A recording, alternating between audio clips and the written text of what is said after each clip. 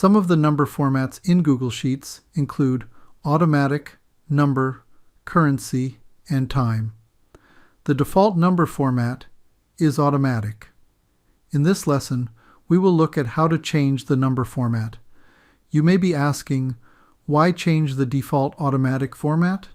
The answer is it helps prepare your data to use with formulas and functions, since it lets Sheets know what kind of data you have. To change the number format, select the cell or cell range of the numbers you want to format.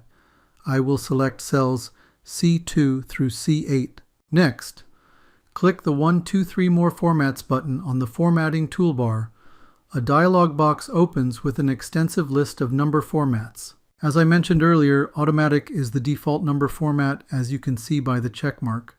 There are formats for number, percent, scientific, currency, date, time, and more.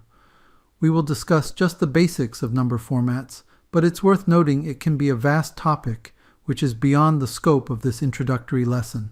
Our product list has a prices column with the prices listed as a number with 2 decimals.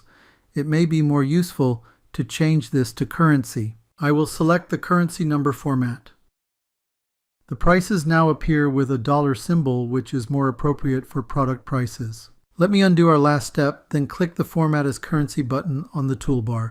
We get the same result with one less click. As mentioned, the product prices have 2 decimal places. We can easily increase the decimal places displayed by clicking the Increase Decimal Places button on the toolbar. Conversely, we can decrease the decimal places displayed by clicking the Decrease Decimal Places button.